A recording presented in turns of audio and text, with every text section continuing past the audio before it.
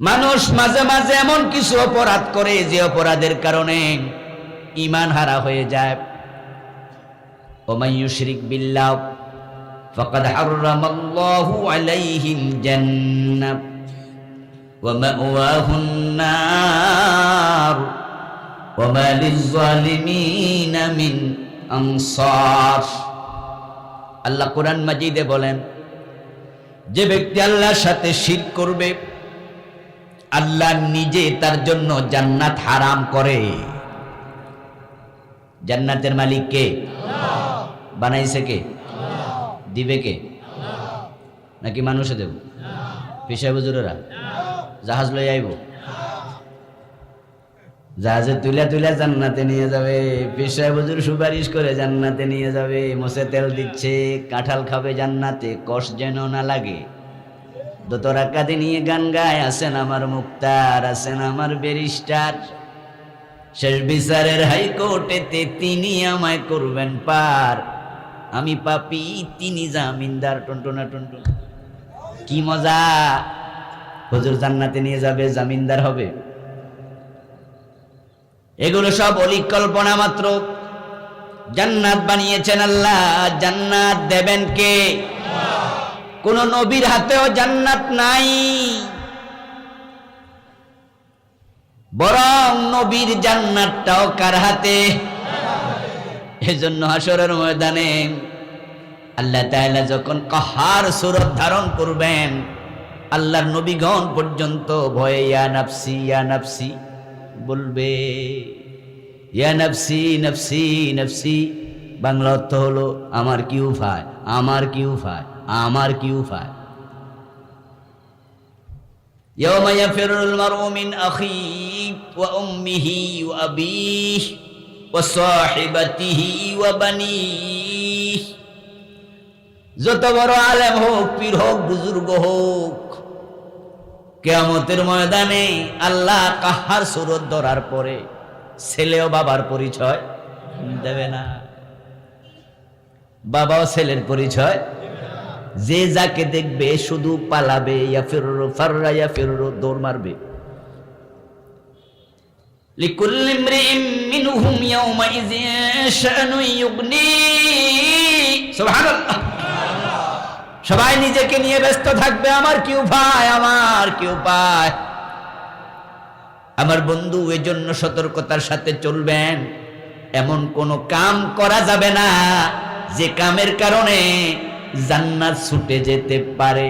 এমন কোন কথা বলা যাবে না যেটা বলার কারণে জান্নাত মিস হয়ে যাবে। এমন কোন চিন্তা করা যাবে না যে চিন্তার কারণে জান্নাত মিস হয়ে যাবে। সব সময় আল্লাহর জান্নাত পাওয়ার জন্য ফিকিরে, চিন্তা ভাবনায় থাকা দরকার আছে না? না, জান্নাত পেতেই আল্লাহ তাআলা জান্নাত মানুষকে দেবেন। এই মানুষগুলোকে তিনি জান্নাত দেবেন, তার বান্দাদের জন্য জান্নাত তিনি দেয়ার নিশ্চয়তা দিয়েছেন, কোরআনে ওয়াদা করেছেন।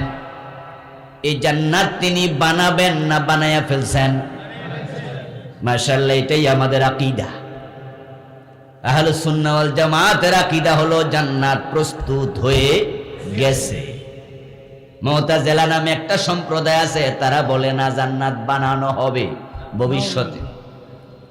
ওরা পথারা সম্প্রদায়। আমাদের বিশ্বাস হলো জান্নাত আল্লাহ বানায়া ফেলছে। এই জান্নাতের মাঝে অলরেডি কিছু আল্লাহর বান্দা এখনই নিয়ামত খাচ্ছে। এমন আল্লাহর বান্দাও আছে না নাই? তারা হলো শুহাদা, যারা আল্লাহর রাস্তায় শহীদ হয়েছে। শহীদরা কোথায় আছে? প্রিয় নবী মুহাম্মদুর রাসূলুল্লাহ সাল্লাল্লাহু আলাইহি ওয়াসাল্লাম বলেছেন, শহীদ হওয়ার সাথে সাথে তাদের রূহটাকে আল্লাহ জান্নাতি পাখির ভিতরে ঢুকায়া জান্নাতের ভিতরে ছেড়ে দেয়। ইনদা রাব্বিহিম ইউরযাকুন। আল্লাহ তাআলা কুরআন মাজিদে বলেন, দুনিয়ার জীবিত মানুষেরা শোনো, তোমরা যেমন খাও পান করো, শহীদরাও তাদের রবের কাছে রিজিক পাচ্ছে।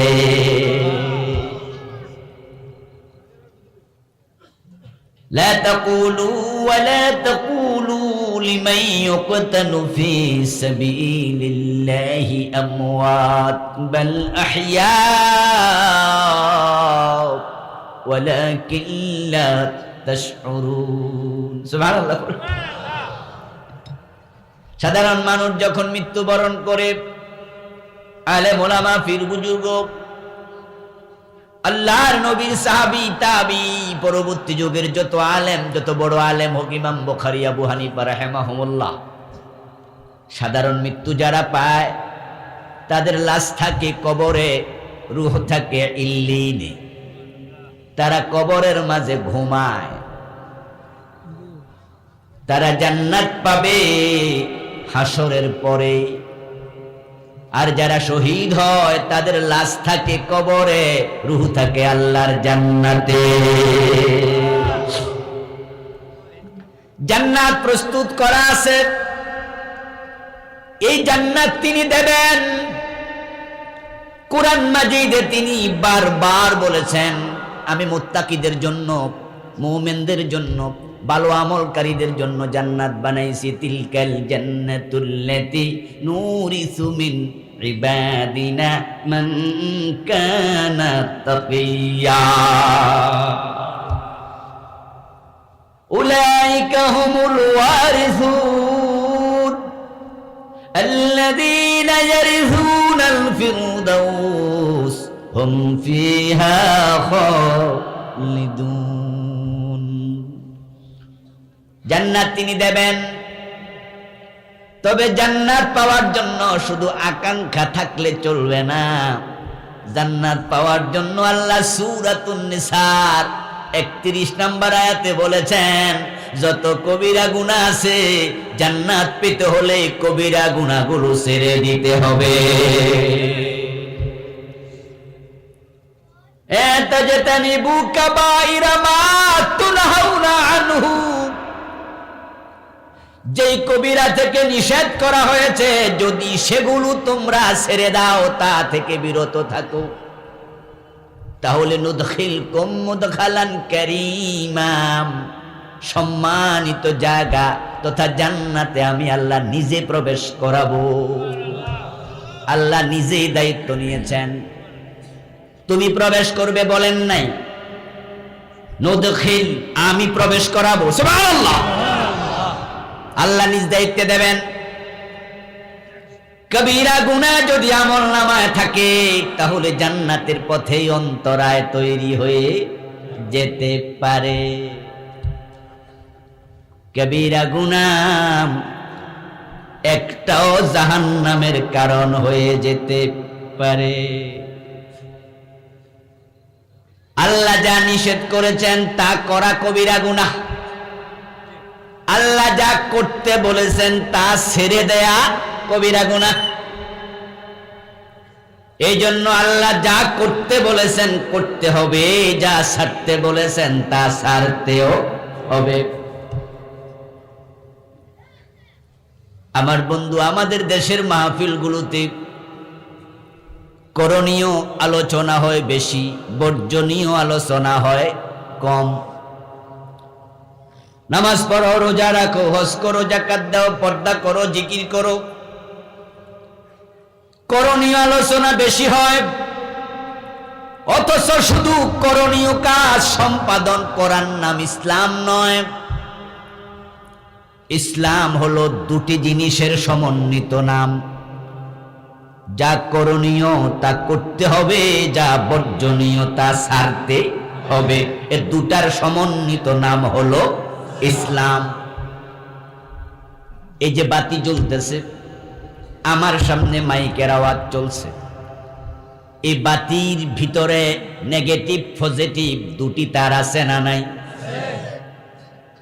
পজিটিভ হলো করণীয়, এটা পক্ষের, নেগেটিভ হলো বর্জনীয়, এটা বিপক্ষের।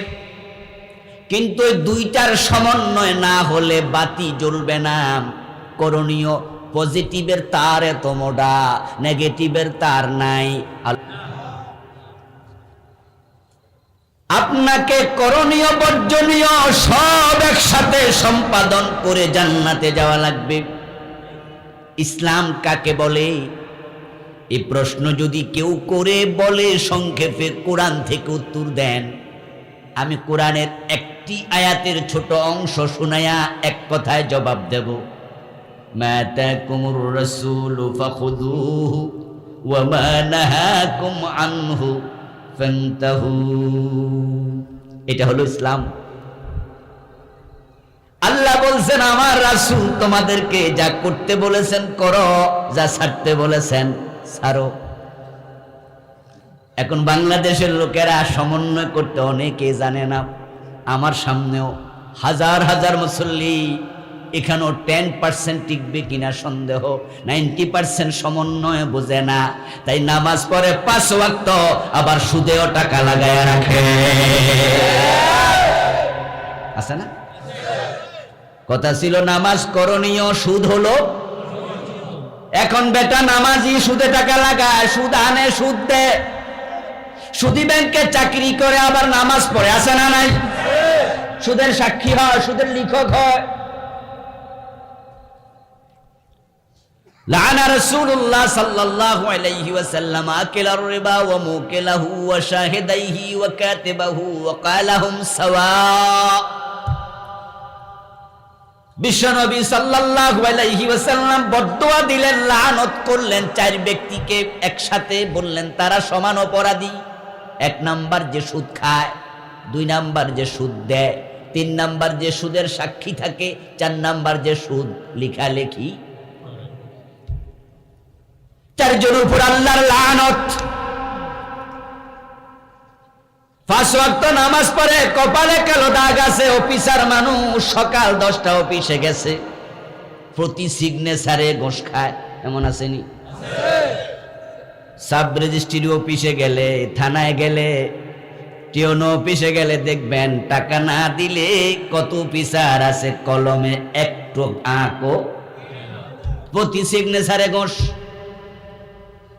সকাল থেকে ঘুষ খাওয়া শুরু করেছে, এই পকেটে ঢুকাইছে, ওই পকেটে ঢুকাইছে, 2 পকেট মোটামুটি ভর্তি হয়েছে। হাইয়া আলাস সালাহ, আজান শুনে ওযু করে মসজিদে দৌড় মারছে, ওযু করে নামাজে দাঁড়াইছে, আল্লাহু আকবার, সূরা ফাতিহা শুরু, ইয়াকা না'বুদু ওয়া ইয়াকা নাস্তাঈন। ও আমার রব, আমি শুধু তোমার গোলামি করি, তোমার কাছেই আমি প্রার্থনা করি। আল্লাহ তাই বুঝি, তাহলে পকেটে এগুলো কি?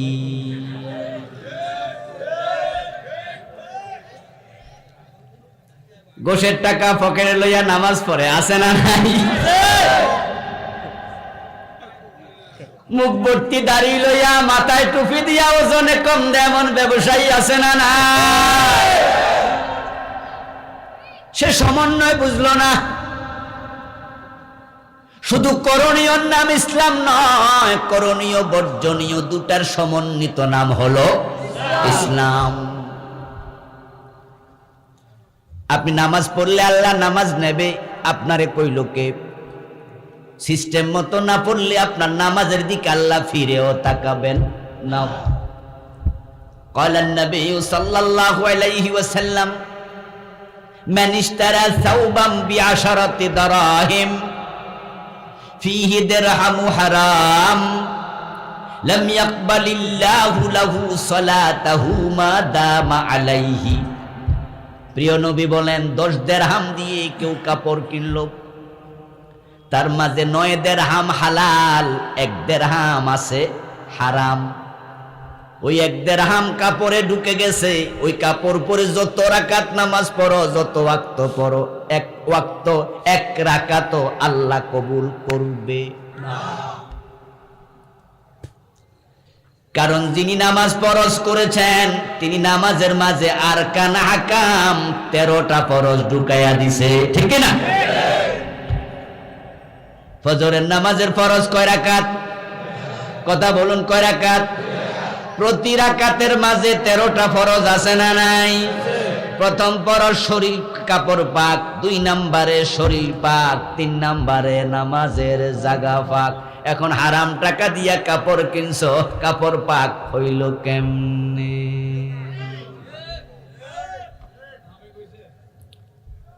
আমার বন্ধু, আমাদের দেশে করণীয় আলোচনা অনেক হয়, বর্জনীয় আলোচনা কম হয়। আমরা আজকে বর্জনীয় নিয়ে কথা বলবো। আল্লাহ বলছে কবিরা গুনাহ ছেড়ে দাও, তাহলে আমি আল্লাহ নিজ দায়িত্বে জান্নাত দিয়ে দেব। বর্জনীয় আলোচনা হবে আজকে ইনশাআল্লাহ। আল্লাহ আল্লাহর কথার বাহিরে থাকলে জান্নাত পাওয়া যায় না।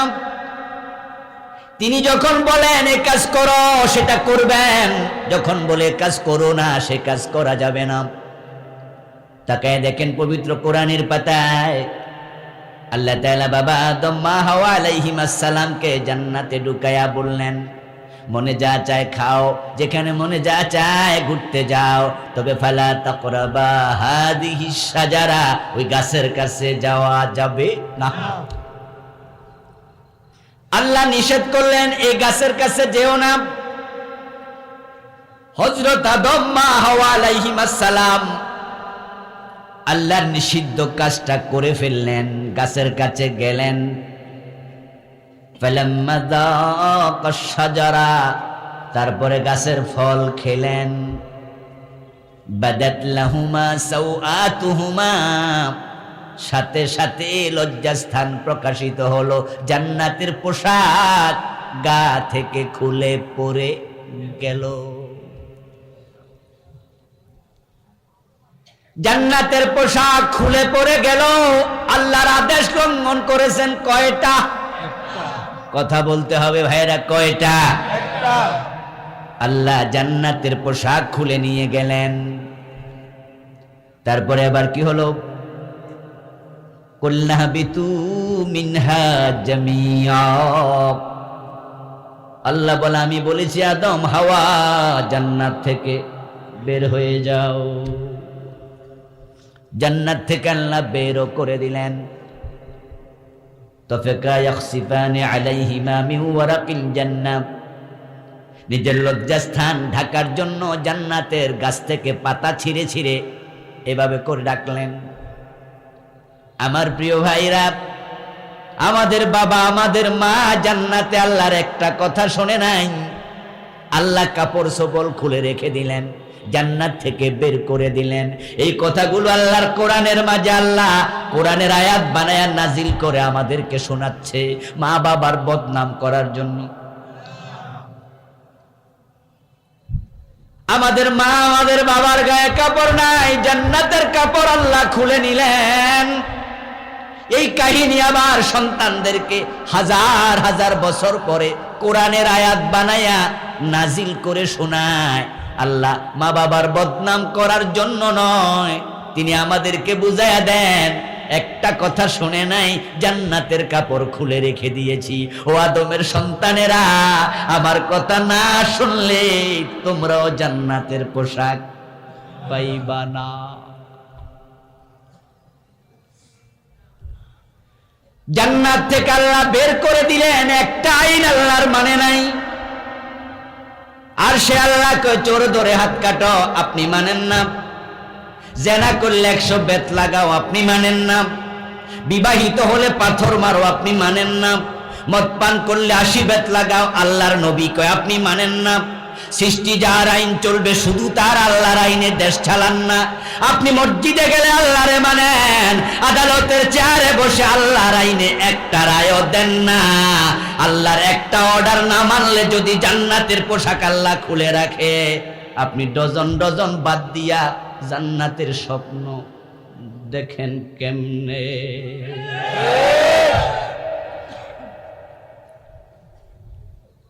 কবিরা গুনাহ ছেড়ে দাও, আমি আল্লাহ জান্নাতে দেব। কবিরা গুনাহ আমলনামা একটা থাকলেই জান্নাতের পথে বাধা তৈরি হয়ে যেতে পারে। যেমন বন্ধু, কোনো মানুষ যদি বিষ খায়া মারা যায়, ফাঁসিতে ঝুলে মারা যায়, আত্মহত্যার খবর আমরা যদি শুনি, আমরা তখন সাধারণভাবে নেই না আফসোস করি? কথা কয় না? আফসোস করেন কিনা? অমুক এলাকার ইমাম ওই এলাকার হাজি, অমুক মাদ্রাসার শিক্ষক, ভালো মানুষের কথা বলছি, খারাপদের কথা বাদ দেন। যদি কোনো ভালো মানুষও বিষ খায়, আমরা বলি লোকটা করলো কি? আরে লোকটা তো ভালো মানুষ, কিন্তু করলোটা কি? হাজি সাহেব মানুষ, এটা কি কাম করলো? আরে মাওলানা সাহেব উনি নাকি বিষ খাইছে, করলোটা কি? আফসোস করি কিনা? আফসোসের ঠেলায় অনেক সময় ইন্না লিল্লাহ পড়তেও ভুইলা যায়। খবরটা কানে আসার সাথে সাথে আফসোস শুরু। আপনাদের কাছে আমি একটু জানতে চাই প্রিয় ভাইয়েরা, আত্মহত্যা করা কয়টা কবিরা গুনাহ? মাশাআল্লাহ, জোরে বলুন কয়টা? এই যে লোকটা একটা কবিরা গুনাহ করছে, আপনি নিশ্চিত এই কবিরা গুনাহ থেকে সে তাওবা করার সুযোগটা পায় নাই? তার আমলনামার মাঝে কবিরা গুনাহটা অবশ্যই আছে। আচ্ছা, এবার যদি আমি প্রশ্ন করি, ওই লোকটার আমলনামায় আর কয়টা কবিরা গুনাহ আছে বলতে পারবেন? তাহলে কয়টার খবর জানেন? একটা। ওর একটা কবিরা গুনাহ আমলনামায় আছে, তাই আপনি আফসোস করতেছেন। এবার নিজেরা জবাব দেন তো, আমাদের আমলনামায় কবিরা গুনাহ আছে না নাই? আছে। একটা না বেশি? বেশি। তা আপনি নিজের জন্য আফসোস করবেন কবে? ওনার আমলনামায় একটা আছে, আপনি নিশ্চিত ওটার জন্য আফসোস। এখন নিজের আমলনামায় যে অনেকগুলো, সেগুলোর খবর কি? মনে মনে ভাবছেন হুজুর আল্লাহ মাত্র দাড়ি তো কাঁচা, কোন দিন মরমু, তওবা তো করে নিমু, মরার আগে তওবা হয়ে যাবে। কিন্তু আপনাকে আমি প্রশ্ন করতে চাই, উত্তর যে জানেন একটু দয়া করে সেই হাত তোলা দেবেন। আপনি যে মরবেন কয় তারিখে জানেন কে কে?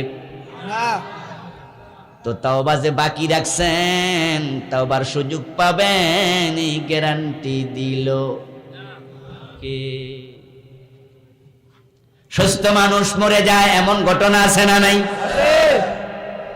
হঠাৎ হার্ট অ্যাটাক করেছে, স্ট্রোক করেছে, ঘুমাইছে আর ঘুম থেকে জাগে নাই, রাস্তায় গেছে, বাসের চাকার তলে শেষ, ওই চাকার নিচে পড়া আর এক সেকেন্ড আগেও সে জানতো না কিছুক্ষণ আগে সে দুনিয়াতে থাকবে না। তো তাওবার সুযোগ কই?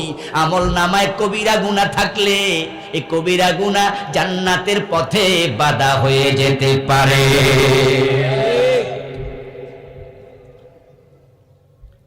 একটা কবিরা গুনাহ জাহান্নামের কারণ হতে পারে। রাসূল সাল্লাল্লাহু আলাইহি ওয়াসাল্লাম মদিনায় এক কবরস্থানের পাশ দিয়ে হেঁটে যাচ্ছিলেন। মাররান নবী সাল্লাল্লাহু আলাইহি ওয়াসাল্লাম বিকবরাইন জাদীদাইন, প্রিয় নবী নতুন দুটি কবরের পাশ দিয়ে অতিক্রম করছিলেন। তিনি কবরের উপরে দাঁড়ালেন, পাশে দাঁড়ালেন, দাঁড়ায়া তিনি তাকায়া দেখেন ওই দুইটা কবরে আযাব চলছে। قال النبي صلى الله عليه وسلم إنهما ليعذبان وما يعذبان في كبير। এটা বিশ্বনবীর মুজিজা। তিনি কবরের পাশে দাঁড়ালে কবর দেখতে পেতেন ভিতরে কি হচ্ছে। সুবহানাল্লাহ।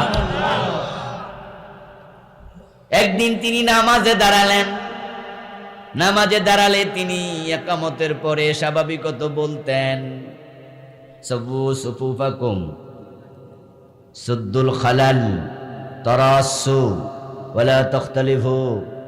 আল্লাহর হাবিবের শব্দগুলো বলতেন, ইস্তাউ ইস্তাউ ওয়াতাদিলু, কাতার সোজা করো, ফাঁকা রাখিও না, কাছাকাছি দাঁড়াও। যেটা বাংলাদেশে আমরা উল্টা চলছি, আমরা হলো শুধু ফাঁক রাখো। আপনাদের কাছে একটা মাসালা আমি একটু অগ্রিম যাই না নেই, বলুন তো দুইজন মুসল্লির মাঝখানে কয় আঙ্গুল ফাঁক রাখা সুন্নত? কথা বলেন জোরে। 4 আঙ্গুল। সবাই কি 4 আঙ্গুলের পক্ষে? বাংলাদেশে কে যে চালু করছে মাসালা আল্লাহ জানে। ছোটকালে আমরাও জানতাম 2 মুসল্লির মাঝখানে ফাঁকা থাকবে 4 আঙ্গুল। এই যে আমাদের সভাপতি সাহেব এর পক্ষে আছে, আমিও ছিলাম, তবে এখন আর নাই। দুই মুসল্লির মাঝখানে ফাঁকা রাখার কোন হাদিসে আল্লাহর হাবিব সাল্লাল্লাহু আলাইহি ওয়াসাল্লাম নামাজে দাঁড়ায়া তিনি এই কথাগুলো বলতেন। একদিন বললেন তিনি, ফাঁক রাখিও না, আমি তোমাদেরকে সামনে থেকে যেমন দেখি পিছন থেকে তেমন দেখি। রাসূলের এটা মুজিজা। আমি পিছনে দেখি, তোমরা যারা দুইজনের মাঝখানে ফাঁকা জায়গা রাখো, শয়তান বকরির বাচ্চার সুরত ধরে ফাঁকা জায়গার মাঝে দাঁড়ায়া যায়। দাঁড়ায়া দাঁড়ায়া আমাদের মনোযোগ তৈরি করে না, মনোযোগ নষ্ট করে। সুতরাং শয়তানের জন্য ফাঁকা রাখিও না। এই যে বিশ্বনবী সামনে থেকে যেমন দেখেন পিছন থেকে তেমন দেখেন, আমরাও তো পিছন থেকে দেখি, ঠিক না? এটা রাসূলের মুজিজা। উনি কবরের উপরে দাঁড়াইলে কবরের ভিতরে দেখতেন, এটাও কি মুজিজা। আল্লাহর হাবিব বলছেন, দুটা লোকের কবর আযাব চলছে। ওয়াজ ভালো করে স্মরণ রাখার স্বার্থে কিছু প্রশ্ন করি, জবাব দিয়েন, ওয়াজ শক্ত হয়ে যাবে, হৃদয়ে জমে যাবে। বলুন তো, দুটা কবর কি পুরাতন না নতুন? আচ্ছা, কি চলছে কবরের ভিতরে? দেখতেছেন নবী নিজে, ঠিক কি না?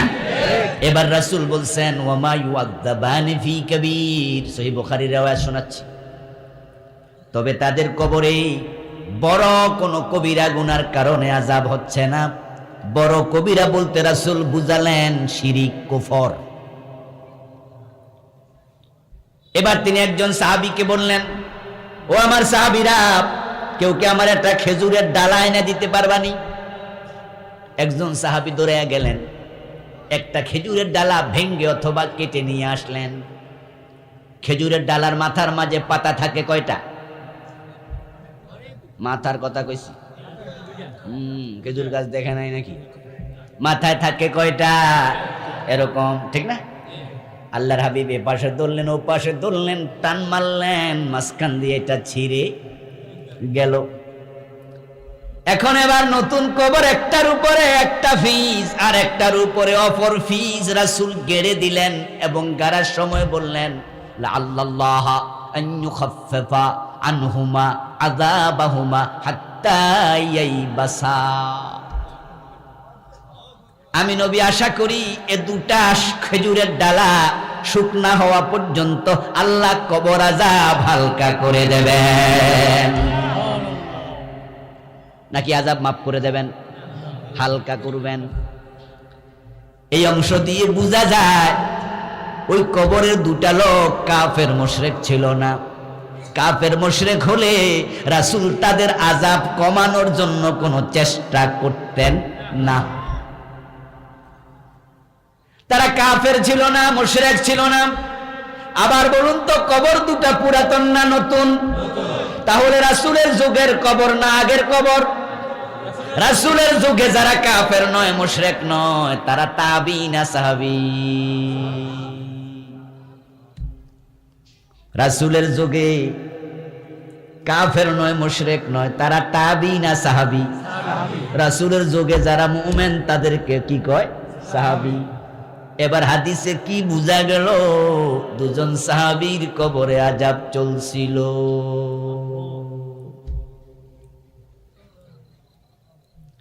আমরা তো অমুক ফির, তমুক ফির, অমুক হুজুর, তোমার বুজুর্গ, বাবারে কবর নাকি একবারে জান্নাতের টুকরা হইয়া বইয়া রইছে। আমরা স্বপ্ন দেখি, কিন্তু হাদিস দেখে আশ্চর্য হয়ে যায়, সাহাবীর কবরও আযাব হতে পারে।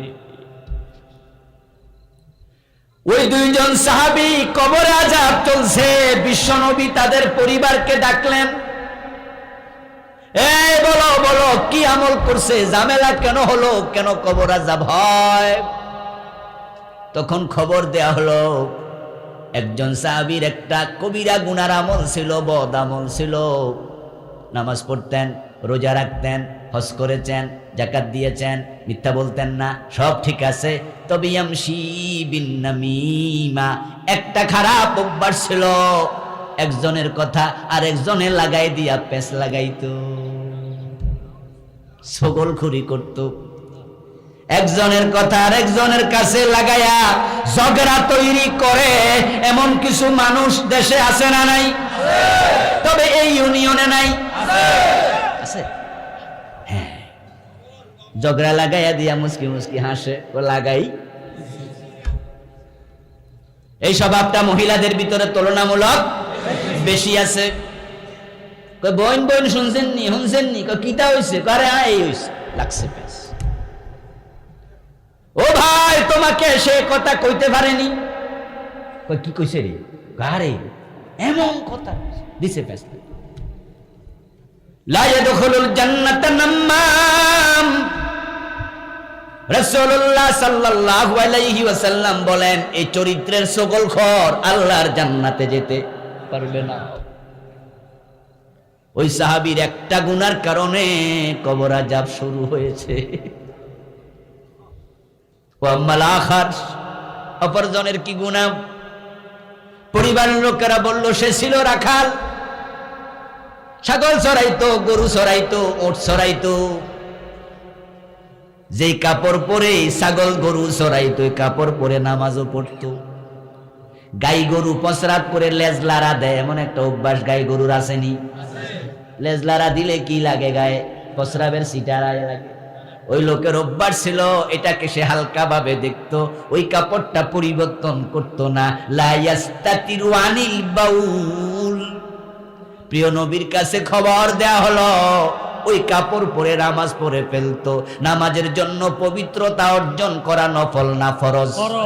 তো ফরজ লঙ্ঘন করা সগীরা না কবিরা? এজন্য তার কবরে আযাব চলছে।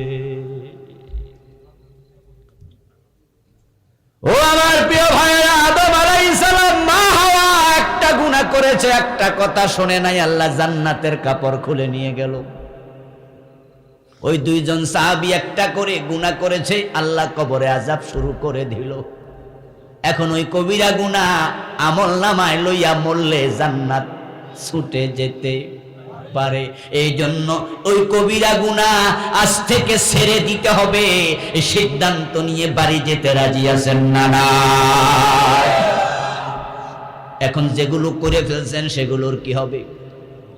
সেগুলোর জন্য আল্লাহ তাআলা এত মেহেরবান, এত মেহেরবান, আমাদেরকে বানানোর আগে তিনি তাওবার দরজা খুলে রাখছে।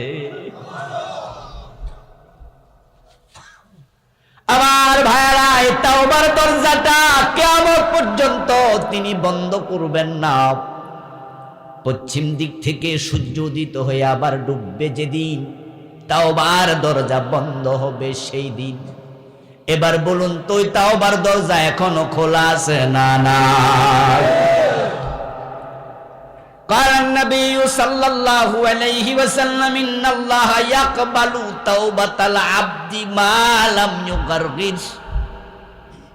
প্রিয় নবী বলেন, একজন ব্যক্তির মৃত্যুর যন্ত্রণা শুরু হওয়ার আগ পর্যন্ত তার তাওবা কবুল হতেই থাকে।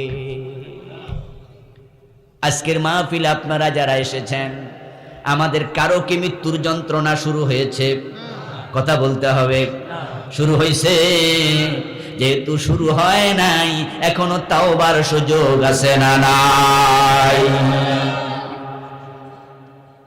100 জন মানুষ হত্যা করে তারপরেও ক্ষমা পেয়ে জান্নাত পেয়েছে, এমন হাদিস আছে না নাই? এই হাদিস দিয়ে রাসূল কি বুঝাতে চাইলেন? যে আপনিও 2-4টা খুন করে আলেন নাকি?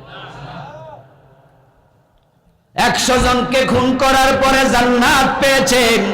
বানি ইসরাইলের এক আল্লাহর বান্দা, আল্লাহর হাবিব এই হাদিস শোনায়া আপনাকে আমাকে বুঝাতে চায়, লা তাকনাতু মির রাহমাতিল্লাহ। তুমি কেন নিরাশ হয়েছো? তুমি কেন হতাশ হও? ওই বেটা যদি ক্ষমা পাইতে পারে, তাওবা করে ক্ষমা পাওয়ার সুযোগ আমাদেরও আছে না? আতাইবু মিনাজ যামবি কামান লা যামবা লাহু। প্রিয় নবী বলেন, গুনাহ করার পরে যদি কেউ তাওবা করে, আল্লাহ তাআলা তাকে এমন ভাবে ক্ষমা করেন যেন সে গুনাহ করেই নেই। ইল্লা মান তাবা وآمن وعمل عملا صالحا فأولئك يبدل الله سيئاتهم حسنات সুবহানাল্লাহ পড়েন। আল্লাহ তাআলা বলেন অপরাধ করার পরে কোন ব্যক্তি যদি তওবা করে এবং প্রকৃত ঈমানদার হয়ে যায়, নেক আমল শুরু করে দেয় আর কবিরা গুনাহ না করে, তাহলে আমি আল্লাহ তার তওবার কারণে তাকে শুধু ক্ষমাই করব না, যে পরিমাণ গুনাহ আমলনামায় ছিল ওই পরিমাণ সওয়াব আমি দেব, তার গুনাহগুলোকে আমি সওয়াব বানায়া দেব।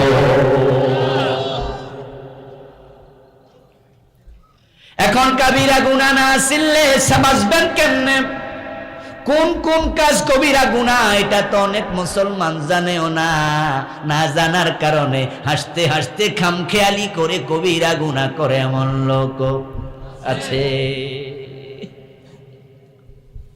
আমার বন্ধু চা দোকানে বসে আছে, চা দোকানে বইয়া কাপড় চুলকাইতে চুলকাইতে রান পর্যন্ত তুলে লাইছে, অথবা কোনো কাম নাই শুধু লুঙ্গিটা টান দিয়া রানের উপর তুইলা বইয়া চা খাইতেছে, গল্প করতেছে।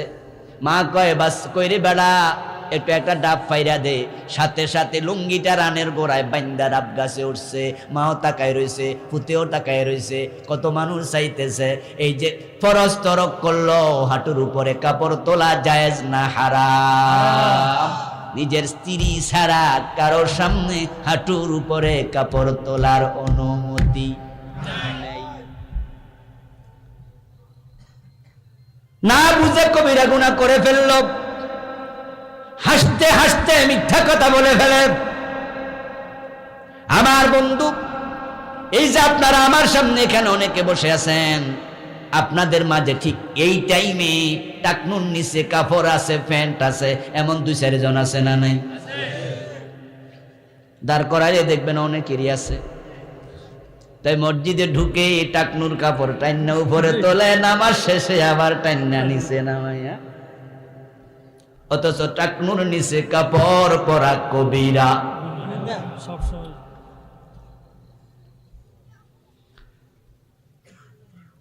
আমার বন্ধু, মাস পালা মিনাল কাবাইনে মিনাল ইদার ফিন্নার। বিশ্ব নবী বলছেন তোমার টাকনুর নিচে যেই জায়গায় কাপড়টুকু থাকলো ফিন্নার, ওই জায়গাটুকুকে জাহান্নামে ঢুকাইয়া দেয়া হবে। এর মানে কি দাঁড়ালো? আপনি যে টাকনুর নিচে কাপড় পরছেন 3 ইঞ্চি 2 ইঞ্চি, ওইটুকু ফেরেশতা সুন্দর কইরা করাত দিয়া কাইটা জাহান্নামে ঢুকাবে। রাসূল এটা বুঝান নাই, তিনি বুঝাছেন ওই কামের কারণে তোমার পুরা দেহ জাহান্নামী হয়ে যাবে। টাকনুর নিচে কাপড় পরা এটা কোনো ব্যাপার নাকি?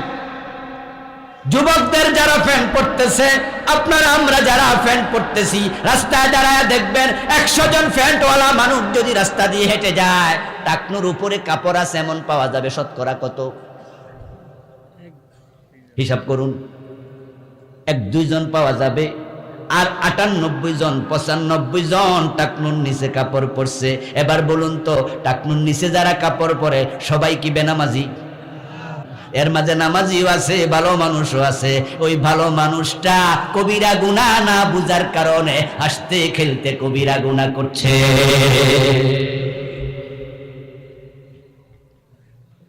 আমার বন্ধু বয়স 30-40 হয়ে গেছে, এখনো দাড়ি কামানো বন্ধ করে না।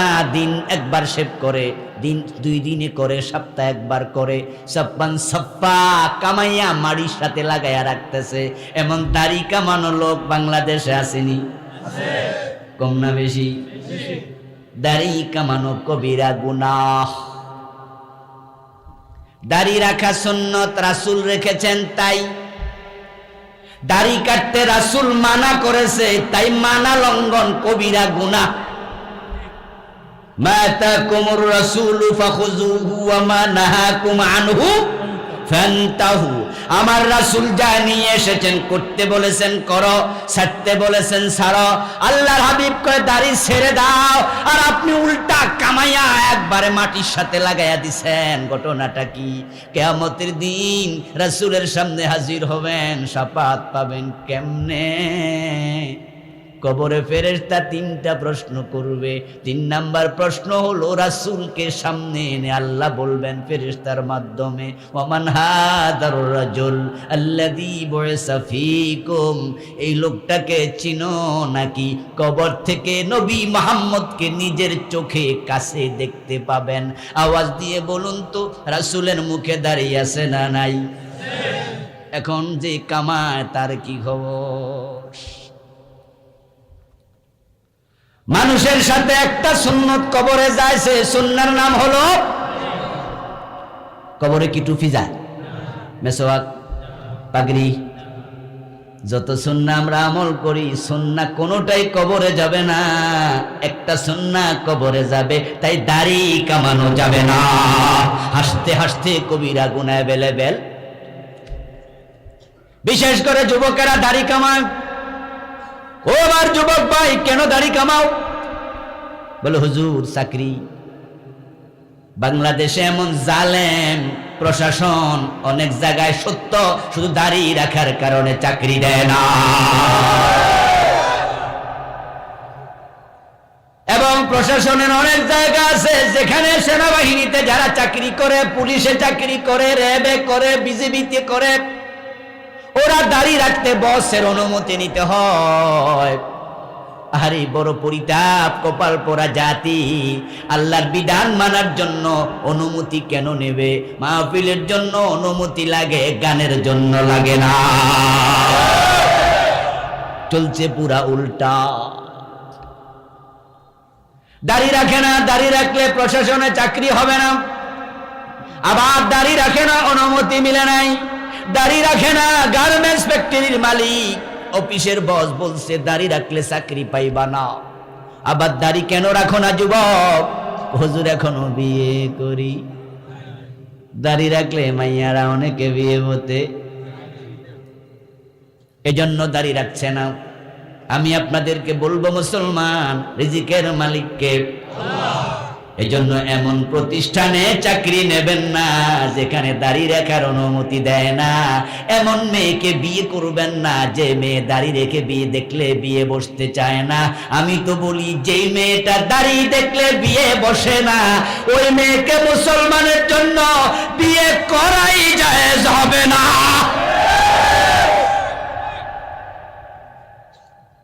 বরং আমার যুবক ভাই, তুমি দাড়ি রেখে দাও বিয়ের আগে।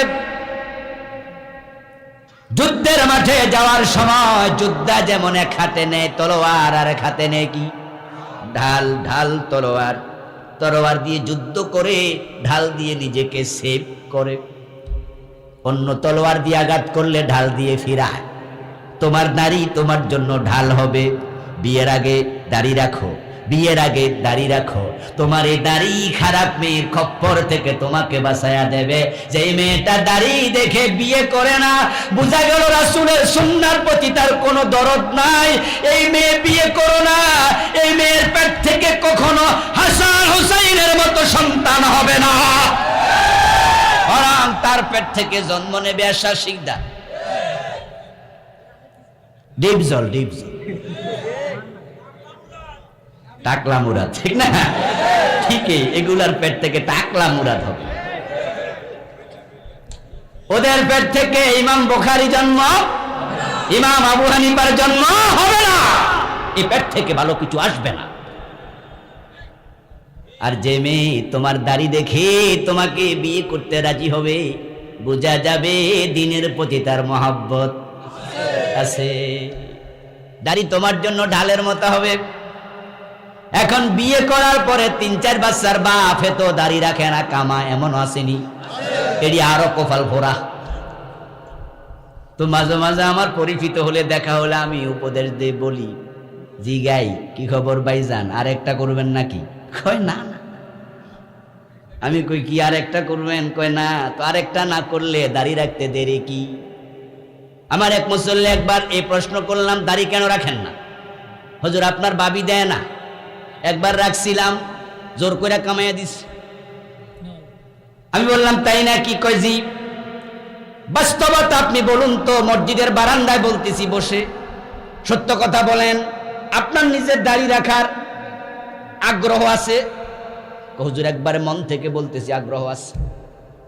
তাহলে আপনাকে আমি আজকে একটা জিনিস শিখাইয়া যাই, এটা মুখস্থ করতে করতে ঘর পর্যন্ত যাবেন, তারপরে বাবিরে শুনাই দেবেন, তারপরে দেখা যায় রেজাল্ট কি।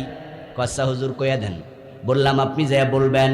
আজকে হুজুরের সাথে মসজিদের বারান্দায় বসেছি, দাড়ি নিয়ে কথা উঠছে। হুজুর বলছে আপনি দাড়ি রাখবেননি, আমি সিদ্ধান্ত রাখবো। আজকে সিদ্ধান্ত নিয়ে আইছি, তবে এখন তোমারে শোনায়া দেয়, এ দাড়ি আমার মুখে থাকবে, তুমি থাকবা কিনা আমারে কালকে জানাইও। কথা বুঝছেন? যে আপনি বলবেন আমি সিদ্ধান্ত নিয়ে আইছি, এটা কিন্তু থাকবে, তুমি থাকবা কিনা কালকে জানাই, অসুবিধা। উনি বাড়ি চলে গেলেন। পরে আমার সাথে আবার দেখা, কয়েকদিন পরে দেখি খোসা খোসা উঠছে। আমি বুঝছি ট্যাবলেটে কাম। আলহামদুলিল্লাহ এখন এত বড় দাড়ি।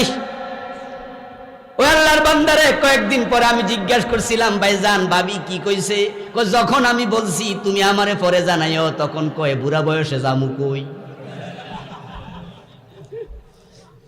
আল্লাহর দ্বীন মানার জন্য সিদ্ধান্ত নিলে সাহায্য করবে কে?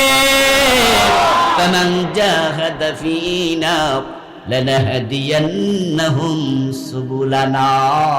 আল্লাহ তাআলা কোরআন মাজিদে বলেন যে আমার দ্বীনের পথে চলার জন্য মুজাহাদা করে, আমি আল্লাহ তার জন্য পথ খুলে দেই। কবিরা গুনাহগুলো না চিনলে আপনি কেমনে বাঁচবেন? এজন্য প্রথমে কবিরা গুনাহগুলো চিনা দরকার, আছে না নাই? ইমাম আয-যাহাবী রাহিমাহুল্লাহ প্রখ্যাত একজন আলেম, তিনি কবিরা গুনাহ নিয়ে আলাদা একটি বই লিখেছেন, আরবিতে নাম দিয়েছেন আল কাবাইর। এটা বাংলায় অনুবাদ হয়েছে, আমি ছাত্র জীবনে পড়েছি, পড়ার সুযোগ পেয়েছি।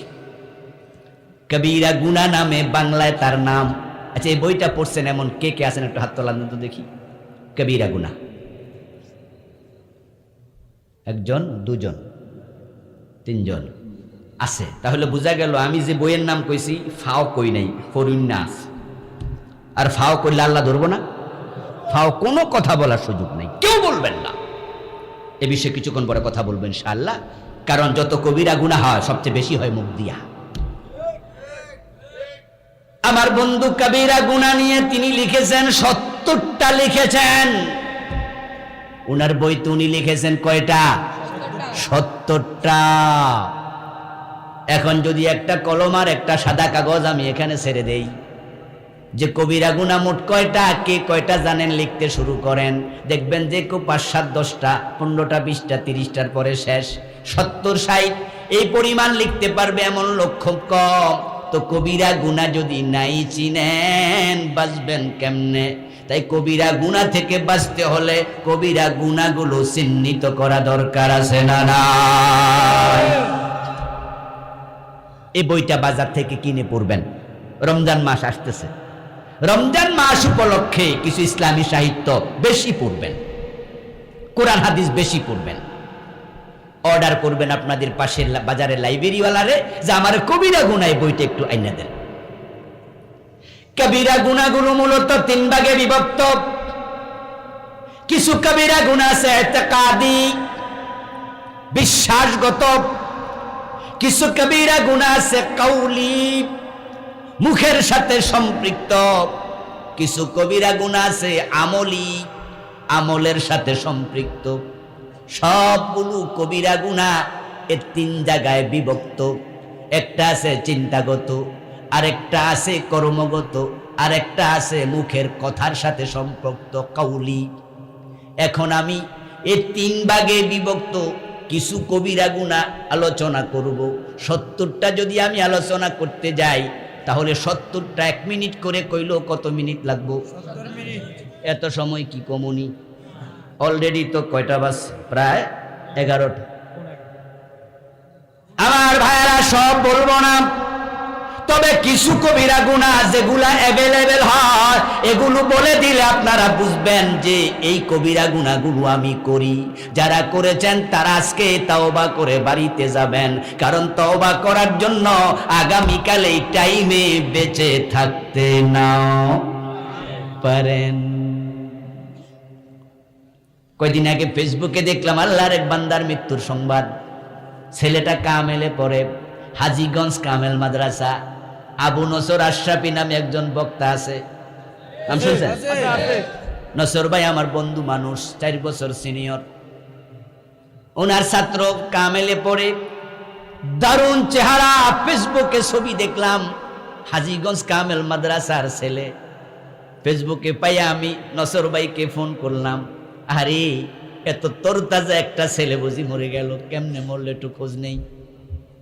ফোন করার পরে ভাইজান বলতেছে যে আজকেই তো নামাজ পড়ার পরে, সম্ভবত তিনি আসরের নামাজের কথা বললেন, যে আসরের নামাজ পড়ে একসাথে মসজিদের সামনে দাঁড়ায়া দাঁড়ায়া গল্প করেছি, মাগরিবের পরে শুনলাম ছেলেটার নেই। রাতের বেলায় জানাজা হবে, ওর পরিবার পক্ষ থেকে বলছে আমি যেন জানাজার ইমামতি করি। আসরের টাইমে কথা বললো, এশারের টাইমে সে দুনিয়াতে আর নাই, লাশটাই মাটির নিচে। ভাই কি হয়েছিল? কিচ্ছু হয় নাই, ডাক্তাররা ধারণা করতেছে স্ট্রোক করেছে। আসলে কিচ্ছু না, মরার জন্য কোনো কারণ লাগে না। আলানফাসু মাদুদা, আপনি দুনিয়াতে কয়টা নিঃশ্বাস নেবেন সেগুলো হিসাব করা আছে। লিকুল্লি উম্মাতিন আজাল, সব উম্মত, সব জাতি, সব মানুষের জন্য সময়টা নির্ধারিত। ইদা জা আজালুহুম লা ইস্তাখিরুনা সাতান ওয়ালা হুম ইস্তাকদিমুন। সময় যখন আসবে 1 সেকেন্ড হেরফের হবে না। আমাদের নিঃশ্বাস ভিতরে ঢুকানোর জন্য একজন ফেরেশতা আছে, ওই নিঃশ্বাসটা আবার টেনে বের করবে আরেকজন ফেরেশতা আছে। ওই ফেরেশতাদের কাছে বলা আছে আমার এই বান্দা টোটাল নিঃশ্বাস নেবে এত কোটি, এত লক্ষ, এত হাজার, এত শত, এতটা। ওই ফেরেশতা হিসাব দেখে দেখে নিঃশ্বাসগুলো ঢুকায় আর একটা টেনে বের করে। যখন দেখে সময় শেষ আর নিঃশ্বাস নাই, ওই ফেরেশতা খাতাটা বইটা বের হয়ে যায়। তখন দুনিয়ার ডাক্তাররা কয় হার্ট ক্রিয়া বন্ধ হয়েছে, হৃদযন্ত্র বন্ধ হয়েছে, মইরা গেছে। তো বন্ধ তো হইবই, সময় তো আর। আমার বন্ধু আপনি ঘুমাবেন, ঘুমের মাঝে মরণ হয়ে যাবে। রাস্তায় বেরিয়েছেন আর ফিরে আসবেন না। 296 জন যাত্রী নিয়ে চায়না থেকে বিমান আকাশে ফ্লাই করেছে, মালয়েশিয়ার উদ্দেশ্যে যাচ্ছে। হঠাৎ করে পত্রিকা আসলো বিমানটা নিখোঁজ, রাডারে বিমানের সাথে কোনো কানেকশন পাচ্ছে না, রাডার ডিসকানেক্ট। আরে বিমান কোথায় গেল? প্রথমে ধারণা করা হয়েছিল ছিনতাই হয়ে গেল কিনা, হইচই পড়ে গেল তামাম পৃথিবীতে। আন্তর্জাতিক লাইনের ফ্লাইট। আমার বন্ধু পরবর্তীতে 2-4-10 দিন পর্যন্ত তা নিয়ে আলোচনা হলো, সমালোচনা হলো, খোঁজখবর হলো। আস্তে করে দুনিয়ার সব মানুষ ভুলে গেল ওই বিমান নিখোঁজ, খবর নাই। আমার ধারণা মালয়েশিয়া যাওয়ার পথে ভারত মহাসাগর পার হওয়া লাগে। আমিও গিয়েছি।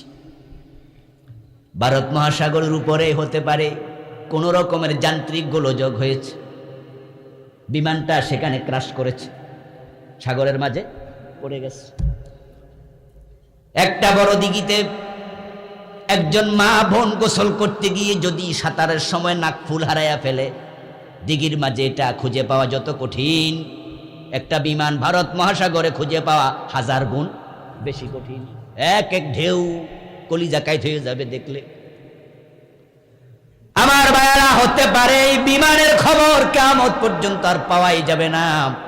আপনাদের কাছে একটু জানতে চাই, এই বিমানে ওঠার পরে আর কোনোদিন বাড়ি ফিরবে না। 296 জন যাত্রীর একজনও জানতো লেকে উঠতো, এই যাত্রীকে আমি হতে পারতাম। এই জন্য তাওবা বাকি রাখবেন না।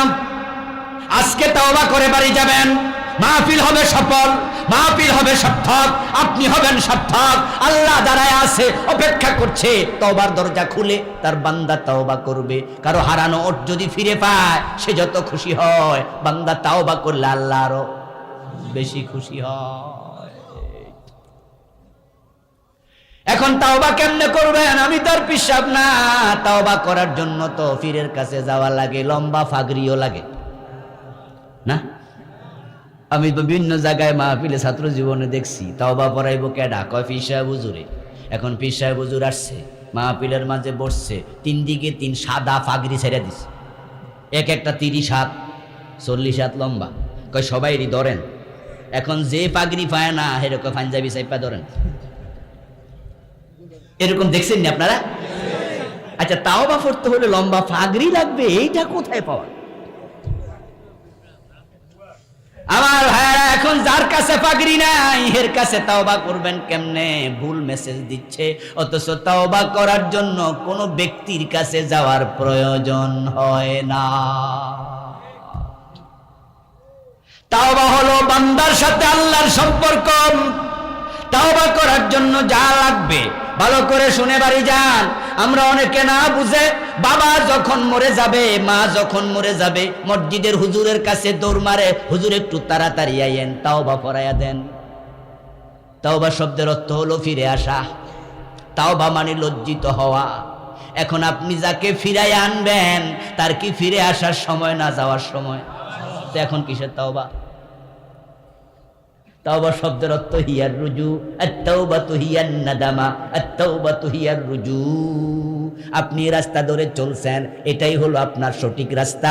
হঠাৎ করে সামনে যাইয়া একটু রাস্তা লিং রোড ঢুকেছে, আপনি ওই লিং রোডে ঢুকে গেছেন। 10-15 গজ 100-200 গজ গেছেন, যাওয়ার পরে এক লোকের সাথে সাক্ষাৎ। ওই লোক আপনাকে দেখে বলল, ভাইজান আপনাকে তো এলাকায় কোনোদিন দেখি নাই, কোথায় যান? আপনি বলতেছেন আমি যাচ্ছি মাইজদি। উনি বলল, আরে ভাই এটা তো মাইজদির রাস্তা, আপনি তো ভুল রাস্তায় ঢুকে গেছেন। আপনি যখন টের পাইছেন এটা মাইজদির রাস্তা না, তখন সেখানে খাড়াই থাকবেন না, ফিরে আসবেন। এটার নামই তাওবা। আল্লাহ আপনাকে আমাকে বলেছে এই কাম করিও না, ওই কামটা করো, কিন্তু আপনি শয়তানের ধোকায় পড়ে, নফসের প্রতারণায় পড়ে, লোভে পড়ে অন্যায়টা করে ফেলেছেন, কিন্তু পরক্ষণে আপনার মনে পড়ছে কামটা ঠিক হয় নাই। এখন সেখানে খাড়াইয়া থাকবেন না, ফিরে আসবেন। তো আপনার বাবা যে মইরা যাইতাছে, বেড়া কি ফিরে আইবার টাইম আসেনি? তো এটা কিসের তাওবা হলো? বরং মৃত ব্যক্তির কাছে তাওবা করে শব্দ বলাই জায়েজ নাই। এটা সম্পূর্ণ সুন্নাহর খেলাফ। মৃত ব্যক্তিকে কখনো সামনে দাঁড়ায়া মুমূর্ষ ব্যক্তিকে বলবেন না কালেমা পড়ো, এটাও বলবেন না, এটাও সুন্নাহর খেলাফ। রাসূল সাল্লাল্লাহু আলাইহি ওয়াসাল্লাম মৃতের সামনে তালকিন করতেন, কালেমা পড়তে বলতেন না। তালকিন মানে বলবেন আপনি জোরে জোরে লা ইলাহা ইল্লাল্লাহ, লা ইলাহা ইল্লাল্লাহ, সে আপনারটা শুনে যেন বলতে পারে, তালকিন। কিন্তু আপনি যদি বলেন কালেমা পড়ো, ওই মৃত্যুর সময় ঈমান হরণ করার জন্য আপনার কাছে আমার কাছে শয়তান আছে না নাই? শয়তান হয়তো এমন ভয় দেখাবে, ওই ভয়ের কারণে লোকটা বলে দেবে না ফরমু না। ঈমান আছে না গেছে? আপনি তাকে এমন কথা কেন বলতে গেলেন যেটা বলতে যায় সে ঈমান হারাইলো? আপনার উচিত, আমার উচিত তালকিন করা, আমরা তালকিন করব।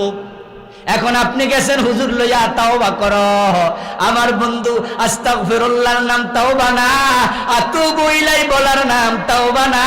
এগুলো তাওবার শব্দ। মূলত তাওবা হলো 1 নাম্বার যে পাপ আপনি করেছেন তার জন্য লজ্জিত হবেন, 1 নাম্বার শর্ত।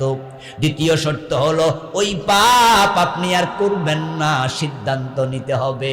3 নাম্বারে এবার আল্লাহ ক্ষমা করে দাও, এবার তিনি ক্ষমা চাইতে হবে, লজ্জিত হবেন, এই পাপ আর করবেন না, সিদ্ধান্ত নেবেন এবং এবার বলবেন আল্লাহ আমি করে ফেলেছি, আমাকে ক্ষমা করে দাও। আপনি যদি এই 3টি বিষয় ফলো করেন এখনই মনে মনে তাওবার সুযোগ আছে না নাই? মানুষ যে কবিরা গুনাহগুলো করে 3 ভাগে বিভক্ত। প্রথমে ইতিকাদি। এই ইতিকাদি কবিরা গুনাহ বাংলাদেশে হয় সবচেয়ে বেশি। যে কবিরা গুনার কারণে মানুষ ঈমান হারা হয়ে যায়। প্রথমে ইতিকাদি কবিরা গুনার নাম কুফর, দ্বিতীয়টার নাম শিরিক, 3 নাম্বারটার নাম নিফাক। তিনটা বিশ্বাসের সাথে জড়িত। এই কবিরা গুনাহ লইয়া মরলে উপায় নাই, কোনদিন জান্নাত পাওয়া যাবে না। এখন কুফর নামক কবিরা গুনাহ বাংলাদেশে বড় সস্তা, শিরিক আরো বেশি সস্তা। আর মুনাফেক যে কত তার তো কোনো হিসাবই। কাদিয়ানির নাম শুনেছেন? একটু জোরে বলুন না, শুনেছেন? তারা কি নামাজ পড়ে না, রোজা রাখে না, ইমাম মুয়াজ্জিন নাই, দাড়ি টুপি নাই, কিন্তু তারা মুমিন না কাফের? কারণ তারা কুফরি নামক কবিরা গুনাহে লিপ্ত। তাদের ইতিকাদে সমস্যা, নামাজে সমস্যা নাই, রোজার সমস্যা নাই, হজ যাকাতে সমস্যা নাই। আপনার পাশে দাঁড়ায়া কোন কাদিয়ানি যদি নামাজ পড়ে, প্রথম থেকে সালাম ফিরানো পর্যন্ত আপনি ভাবতে পারবেন না সে কাফের, সে কাদিয়ানি। কারণ তার রুকু, সেজদা, কেরাত, কিয়াম, কুউদ সব আপনার সাথে 100 মিল। তার দাড়ি আছে আপনার মতো, টুপি আপনার মতো, পাজামা আপনার মতো, পাঞ্জাবি আপনার মতো, লা ইলাহা ইল্লাল্লাহ কালেমাটা আপনার মতো, আশহাদু আল্লা ইলাহা ইল্লাল্লাহ, আশহাদু আন্না মুহাম্মাদার রাসূলুল্লাহ আযান আপনার মতো। কিন্তু একটা ঝামেলা, সেটা হলো বিশ্ব নবীকে শেষ নবী মানে না। চিন্তার মাঝে পেঁচ লাগছে। এই চিন্তাগত ভ্রান্তির কারণে তার ঈমানই শেষ। ঈমান হলো এই কোরআনের বিসমিল্লাহর বা থেকে মিনাল জিন্নাতি ওয়ান নাসের সিন পর্যন্ত যত হরফ আছে, যত বিধান আছে, সবগুলোকে একসাথে গ্রহণ করার নাম ঈমান। এখান থেকে একটা অক্ষর বাদ দেওয়ার নাম কুফর। 30 পারা মানেন না, সে কাফের। 15 পারা মানে সেও কাফের। 29 পারা মানে 1 পারা মানে না, কাফের। সব মানে 1 সূরা মানে না, কাফের। সব মানে 1 আয়াত মানে না, কাফের। কাদিয়ানি 4 অক্ষর মানে না, খা আলিফ তা মিম। খাতামান নবীন শেষ নবী মানে না, 4 অক্ষর, কাফের। 3 অক্ষর মানে না, কাফের। 2 অক্ষর মানবে না, কাফের। 1 অক্ষর যে মানবে না কোরআন থেকে, সে কি? এবার আপনারা বলুন তো, আমি তো অনেক কইছি, এবার নিজেরা বলুন তো, কে ছোট কাফের, কে বড় কাফের? যে 30 পারা মানে না, যেমন হিন্দু 30 পারাই মানে না, সেও কাফের। তো কাদিয়ানি সব মানে 4 অক্ষর মানে না। এখন কেডা বড়, কেডা ছোট? মাশাআল্লাহ, সভাপতি সাহেব জোরে কয়ে দিছে। আল্লাহ নেখায়াত দারাজ করুক, বলেন আমি। কফরির মাঝে বড় ছোট নাই, সমান অঙ্কের মতো। 10 লাইনের অঙ্ক 9 লাইন ঠিক হইছে, 1 লাইন ভুল হইছে, 10-এ কত? আরেকজন 40 লাইনে ভুল করছে, সে কত? আরেকজন 5 লাইন ঠিক আছে, 5 লাইন ভুল, হে কত? এখন যে একটা ভুল করছে, সে যদি কয় স্যার আব্বাস তো 9টা করছে, আমি তো একটা করছি, সমান সমান 0 কেন? স্যারে বলবে এটাই অঙ্কের। কোরআনের আইনের ব্যাপারে সাবধান। শয়তান আল্লাহর কয়টা আইন মানে নাই? জোরে বলুন, কয়টা? এই আইন লঙ্ঘন করার আগে সে মুমিন ছিল না, কাফের ছিল? বুঝে বলেন, বুঝে বলেন। এই আইনটা অমান্য করার আগে সে কি কাফের ছিল? বরং সে ফেরেশতাদের সাথে থাকতো। কোন আলেম বলছেন মুআল্লিমুল মালাইকা ছিল, ফেরেশতাদেরও ওস্তাদ ছিল। এবার একটা মাসালা বলুন তো দেখি, ফেরেশতা কি জিন না? ইবলিস কি জিন না ফেরেশতা? হ্যাঁ, জিন। ওয়া কানা মিনাল জিন, কোরআনে আছে। আল্লাহ বলছে ইবলিস হলো জিন জাতির সদস্য, ফেরেশতা। কিন্তু আল্লাহর ইবাদত করতে করতে করতে করতে এত উপরে উঠছে, এখন সে ফেরেশতাদের সাথেই একসাথে থাকে। আল্লাহ বলছে আদম রে সিজদা করো, সে মজলিসে সেও হাজির ছিল। সব ফেরেশতা সিজদা করলো, সে করলো না। না করার কারণে ইমানটা আছে না গেছে? আচ্ছা, একটা কথা মানলো না, তার ইমান থাকলো না। এখন আমরা ডজন ডজন মানি না, কই ইমান ঠিকই আছে। কাদিয়ানি 4 অক্ষর মানে না, ইমান শেষ। আর আপনারা অনেকে ডজন ডজন অক্ষর মানেন না। কোরআনে আছে আলা লাহুল খালকু ওয়াল আমরু, এখানে অক্ষর আছে 15টা। এখানে এই 15টা অক্ষর মানে না। বাংলাদেশে লাখ লাখ নামাজি হাজি সাহেব, আজকের মাহফিল 2-4 জন থাকার সম্ভাবনা আছে। বাংলা অর্থ বললে বুঝবেন, মানেন যে না। বাংলা অর্থ হলো সাবধান, সৃষ্টি যার, আইন চলবে শুধুই তার। কে বলেছেন? জোরে বলতে হবে, কে? এবার বলুন তো, সৃষ্টিকার, আইন চলবে কার? চলছে ব্রিটিশ আইনে দেশ চলে। 90% মুসলমান আল্লাহর আইনের পক্ষে কথা বলে না। আমরা যারা বলি আমাদেরকেও সহ্য করে না। আল্লাহর আইনের কথা যে আলেম বলে তাকে মৌলবাদী বলে গালি দেয়। এর পিছনে গোয়েন্দা লাগায় রাখে, হেরে ধরার জন্য পায়তারা করে। বিশ্ববিখ্যাত মুফাসসির যিনি 40 বছর তামাম দুনিয়াতে কোরআনের তাফসীর করছে, যার কোরআনের আলোচনা শুনে হাজারের উপরে কাফের মুসলমান হয়েছে, ওই লোকটার বিচার করলো দর্শনের মামলা, হত্যা মামলা। বিচারক নিজেও জানে, বাদীও জানে, সাক্ষীও জানে, উনার মতো লোক দর্শন করতে পারে না।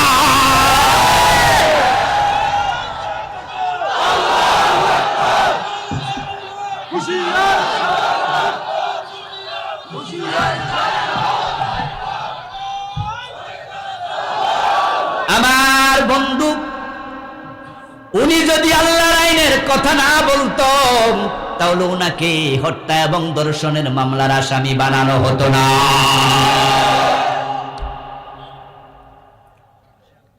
আমার প্রিয় ভাইরা, আপনি যদি আল্লাহর আইন না মানেন, আপনার ঈমান থাকবে কেমনে? শয়তান একটা মানে নাই, তাই ঈমান শেষ।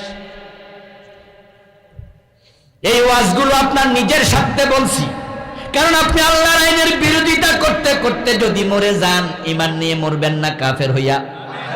আপনি না আমার ভাই, আপনি না আমার দেশের লোক, আপনি না আদমের ছেলে, আপনি না মা হাওয়ার ছেলে, আপনার আমার না এক ভাষা, আপনার আমার না এক দেশ। আমি আপনি জাহান্নামে যান, এটা আমি কখনো কামনা করতে পারি। এই জন্য আল্লাহর আইনের ব্যাপারে যখন কথা উঠবে তখন রাজনীতি খোঁজা যাবে না।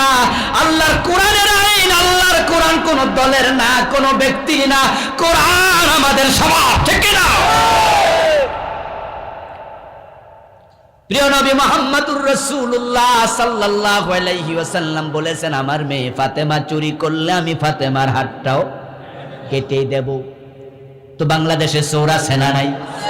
50 বছর তো পার হলো, হাত কাটছেন কয়দিন? হযরত ওমর রাদিয়াল্লাহু তাআলা আনহু নিজের ছেলেকে ছাড়ে নাই, ঠিক না? মদ পান করে 80 বেদ দিয়েছে। মদ্যপানের অপরাধে প্রিয় পুত্রকে নিজ করে মেরেছ দুররা, মরেছে পুত্র তোমারই চোখের পরে। বাংলাদেশে মদ আছে না নাই? 80 বেদ দিয়েছেন কয়দিন? বরং উল্টা শোনা যাচ্ছে, যা তা বড় জঘন্য, বড় জঘন্য। অলরেডি সার্কুলার হয়ে গেছে, বয়স যদি 21 বছরের বেশি হয় তাহলে চাইলে মদ খাওয়ার অনুমতি দেয়া হবে।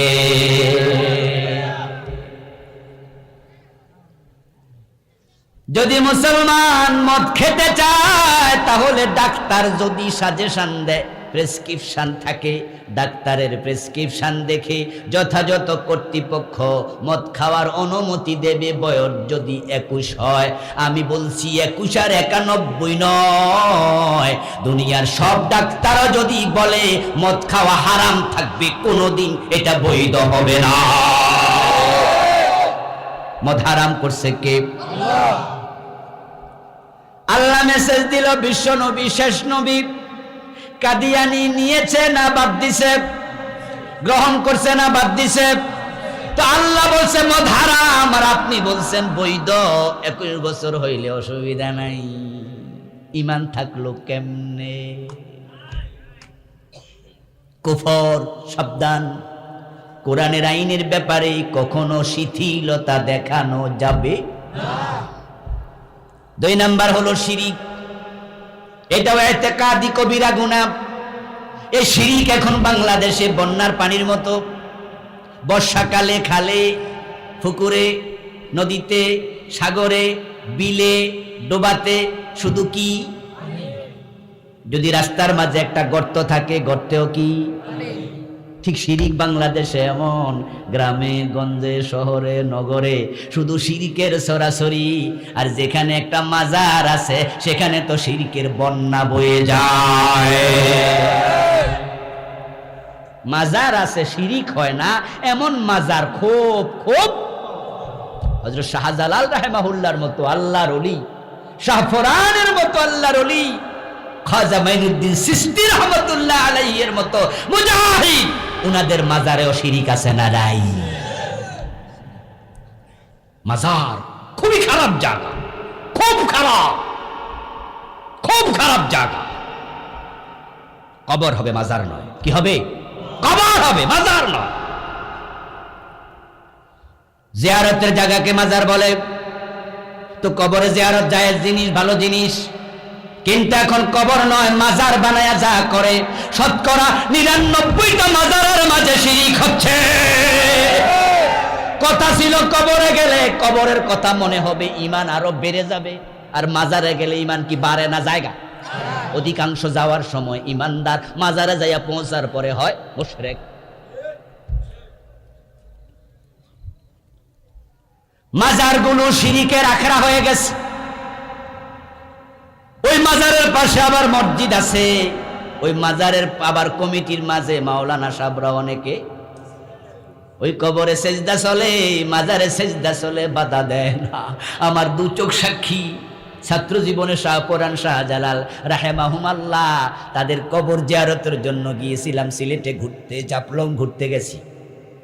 তো ঘুরতে যেহেতু আইছি, এ 2টা মাজারও দেখতে যাই। এখানে নাকি অনেক আকাম কুকাম হয়, শিরিক হয়, সেখানে অন্যায় হয়, অনাচার হয়, মহিলা বেপরদায় আসা যাওয়া করে, কেউ বাধা দেয় না। দেখতে গিয়ে দেখলাম শাহপরান রহমতুল্লাহ আলাইহির মাজারটা, কবরটা হলো পাহাড়ের উপরে, একটা টিলার উপরে। ঠিক নেই? ঠিক নেই? ওখানে উঠে দেখি কবরের উপরে আর একবারে বিশাল একটা গাছ আছে, পাশেই হলো একটা মসজিদ। আল্লাহর এক বান্দা কবরে সেজদায় পড়ে আছে।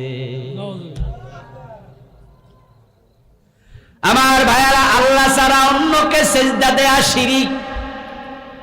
আজকে শিরিকের ছড়াছড়ি চলছে।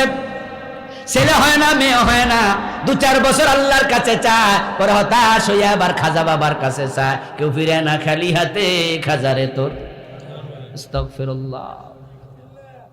এমন শিরিক আছে। আমার বন্ধু, শিরিক চলছে দেদারছে। নির্বাচন আসলে তখন তো আমাদের নেতারা অনেকে মুশরিক হয়। আগে ভালো ছিল, নির্বাচনে তারে গজব কইরা দিল, নতুন করে খারাইছে মেম্বারি চেয়ারম্যানিতে, মাইক হাতে নিয়ে পাবলিকের ফার্ম দিতে যায়, কয় জনগণ সকল ক্ষমতার ঈমান। কোরআনের বক্তব্য, আন্নাল কুওয়াতা লিল্লাহি জামিয়া, সকল ক্ষমতার উৎসকে আল্লাহ। কুলিল্লাহুম্মা মালিকাল মুলক তুতিল মুলকা মান তাশা। ও নবী, আপনি বলুন, ও রাজাদিরাজ আল্লাহ, তুমি ক্ষমতার মালিক, তুমি যাকে চাও ক্ষমতা দেও, যাকে চাও টাকলা মুরাদের মতো আবার বেজ্জতি করে দাও। বেজ্জতি করতে বেশিক্ষণ লাগে না। এজন্য ক্ষমতাওয়ালা যারা আছেন সাবধানে থাকেন, কিন্তু লক্ষণ বেশি। কারে কোন জায়গায় ফেসে বালায় দেয় বোঝা যায় না। ফেরাউনের মতো ক্ষমতাওয়ালারে পানিতে ডুবাতে বেশিক্ষণ লাগে নাই। কি বড় নতিজা, কত বড় শিক্ষা আমাদের জন্য। ওই ফেরাউনের লাশটা এখনো আছে না নাই? পানিতে যেদিন ডুবে, সেদিনকে ঘুমেছিল না সজাগ ছিল? একা ছিল না সাথে সৈন্য ছিল? পদত্যাগ করে আসছিল না ক্ষমতায় ছিল? আল্লাহ ক্ষমতা রাইখা, সজাগ রাইখা, সৈন্য সহ ডুবাইছে, বাঁচার ক্ষমতা ছিল না। এজন্য আপনি এসএসএফ বিএসএফ দিয়ে বাইসা যাবেন কেমনে? আল্লাহ ধরলে বাঁচার সুযোগ নায়ক রিয়াজের শ্বশুর পিস্তল দিয়া নিজে আত্মহত্যা করেছে, শুনছেন নি? মিডিয়া দেখছেন, খবরেও। আচ্ছা, পিস্তলটা বেড়া যখন কিনে হে মরতে কিনছিল নাকি আত্মরক্ষার জন্য? আল্লাহ কয় এটাই তোর মারবো। আপনি যেটা দিয়ে বাঁচতে চান সেটাই উল্টা হতে পারে। আমার বন্ধু, জনগণ সকল ক্ষমতার উৎস নয়, এটা কোরআনের পুরা উল্টা। এই আকীদা যারা লালন করবে ঈমান থাকবে না। হিন্দুদের দুর্গা পূজা আসলে কিছু লোক নতুন করে মুশরিক হয়। আরে ভাই, হিন্দু তো দুর্গা পূজা আগেই করে, হে জন্মগতভাবে করে, হে দূরে থাকতে নম নম করে, হে তো ঈমান আগেই নাই। মুশরিক নতুন করে হয় মুসলমানের সন্তানেরা। হাজার হাজার প্রতি বছর দুর্গা পূজা এসেছে, নতুন করে লাখ লাখ মুশরিক হয়ে গেছে। কারণ নতুন একটা স্লোগান গজব করে দিচ্ছে। ওই স্লোগানে আমাদের পোলাপান যারা স্কুলে পড়ে তাদেরকেও মুশরিক বানাচ্ছে। ওই স্লোগানটা সিলেবাসে ঢুকাইয়া দিছে, বইয়ের মাঝে লিখে দিয়েছে। ওই জঘন্য স্লোগানটা হলো ধর্ম যার যার উৎসব সবার। এমন জঘন্য স্লোগান আছে না নাই? এটা কোরআনের 180 ডিগ্রি উল্টা, একবারে বিপরীত, একবারে এরকম। কোরআনের স্লোগান হলো লাকুম দীনুকুম ওয়ালিয়া দীন। বাংলা অর্থ কি? তোমাদের ধর্ম তোমাদের, আমার ধর্ম আমাদের। দুইটা এক না আলাদা? জোরে বলুন, এক না আলাদা? আল্লাহ বলে দিলেন আলাদা, আর আপনি কোন ধর্ম যার যার উৎসব।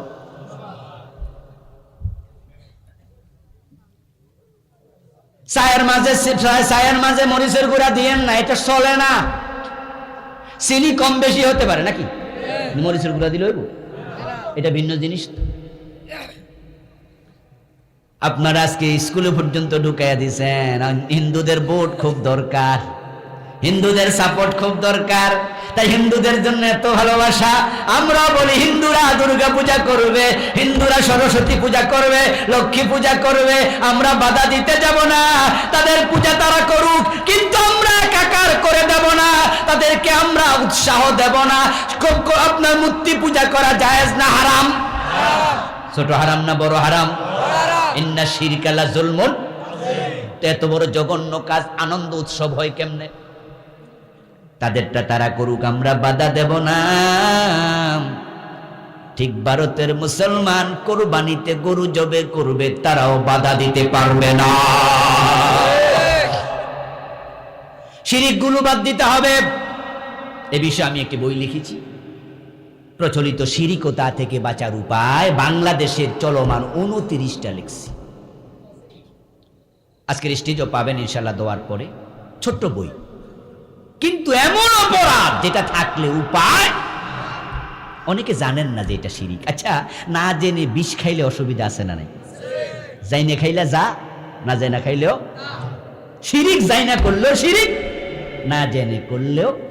হাসরের দিন বলবেন আল্লাহ আমি জানতাম না। আল্লাহ বলবেন তাই নাকি? বিয়ে করতে জানছো? পোলা মেয়ের বাপ হতে জানছো? জায়গা জমিন কিনতে জানছো? এমএ পাস, বিএ পাস, ডাক্তার ইঞ্জিনিয়ার হতে জানছো? রাজনীতি করে নেতা হতে জানছো? কোন কাম করলে ইমান যায়? এটাই জানি না। জানি না শব্দের একানা দাম নাই, কারণ কোরআনের প্রথম মেসেজ কি ছিল? ইকরা মানে কি? পড়ো, পড়লে তো জানতা। এই যে ছোট্ট একটা বই লিখছি, এই ছোট্ট বইটাও তো পড়বে না অনেকে, শুনে বাড়ি চলে যাবে। তা আপনি হাসরের ময়দানে কবেন আল্লাহ আমি জানি না। আল্লাহকে বড় কস কি? আবুল কালাম আজাদে এত কষ্ট কইরা কামেল পাস কইরা, দাওরা পাস কইরা, পিএইচডি লইয়া, জীবনে চেষ্টা কইরা এলেম কালাম শিক্ষা 6 মাস 1 বছর লাগাইয়া একটা বই লেখছে মাত্র 60 পৃষ্ঠা 70 পৃষ্ঠা। এটাও পড়লি না? মানেটা কি? কোন কাম করলে ইমান যায় সেটা জানলা না, নেফাক করলে ইমান যায় নেফাক। এখন মুনাফিকের কিছু আলামত আল্লাহর কোরআনে আছে না নাই? রাসূলের হাদিসে আছে না নাই?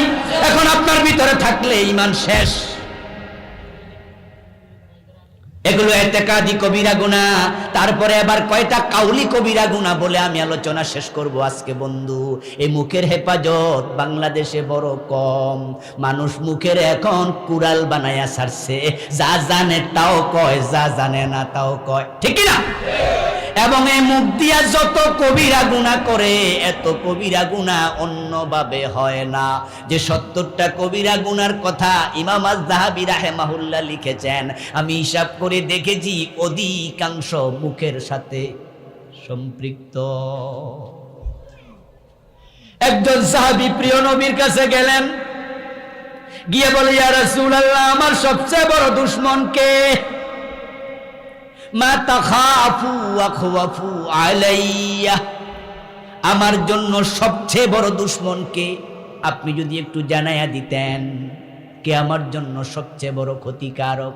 ফাখাযা বিলিসানিহি ফাকালা হাযা, প্রিয় নবী হাত দিয়া নিজের জিহ্বাটা ধরে বলেন, তোমার সবচেয়ে বড় দুশমন তোমার নিজের জিহ্বা।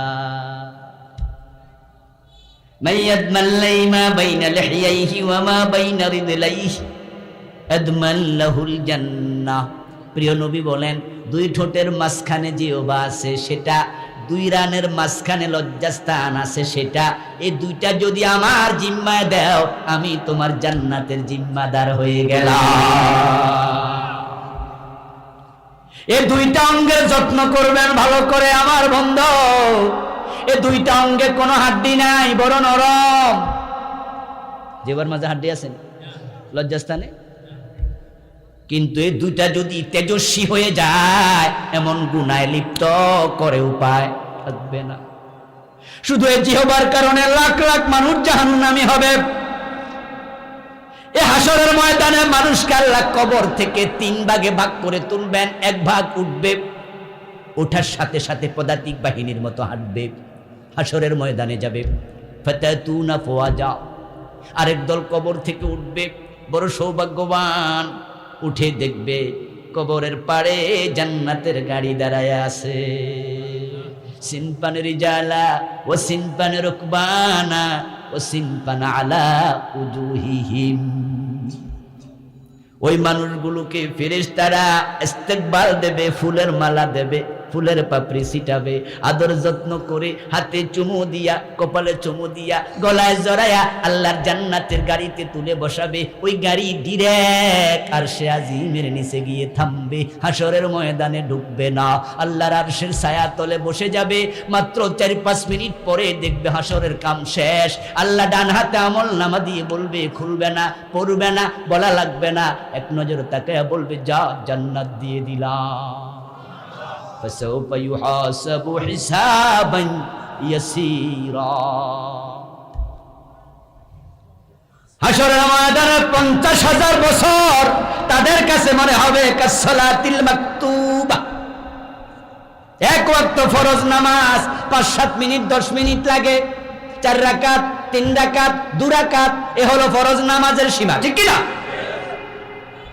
আরেক দল বড় হতভাগা, কবর থেকে ওঠার সাথে সাথে তাদের পা চলে যাবে উপরে, মাথা চলে যাবে নিচের দিকে।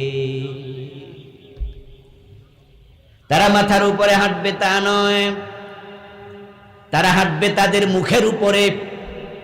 আল্লাহ তাআলা মুখটাকে বাঁকা করায়া দেবে, মুখের উপরে হাঁট। এর কারণ হলো হারাম খাইছে কি দিয়া? কথা বলতে হবে, কি দিয়া? গীবত করছে কি দিয়া? মিথ্যা বলছে কি দিয়া? আদালতে দাঁড়ায়া মিথ্যা সাক্ষী দিছে কি দিয়া? ওই যে বিখ্যাত মুফাসসির, মিথ্যা সাক্ষী দিয়া, দর্শনের মামলা দিয়া এখন পুরা জীবনের জন্য জেলের কয়েদি বানাইছো। তোমার একটা মুখের মিথ্যা কথা একটা পরিবারকে ধ্বংস করে দিয়েছে, তছনছ করে দিয়েছে।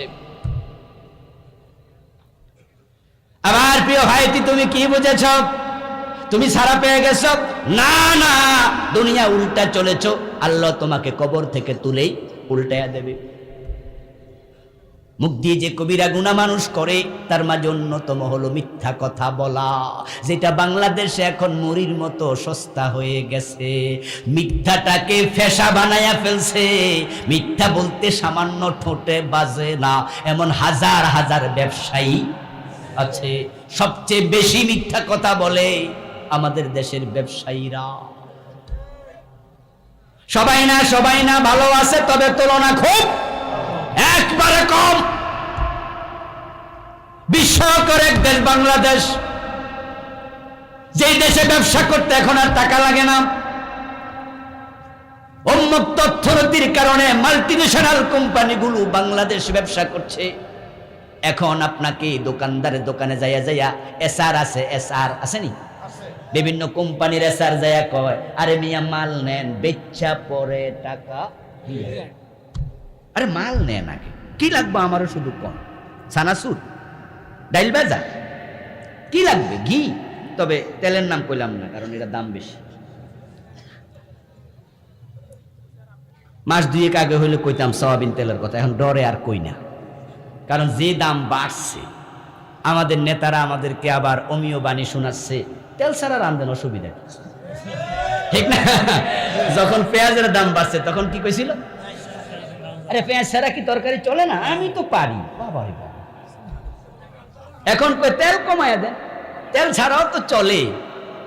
হ্যাঁ, ফেসবুকে দেখলাম গতকালকে এক ছেলে কবিতা লিখেছে, পেঁয়াজ ছাড়াও রান্না শিখেছি, তেল ছাড়াও শিখে নেব, চাল ছাড়া যখন ভাত রান্না শিখবো চাকরিটা তখন ছেড়ে দেব।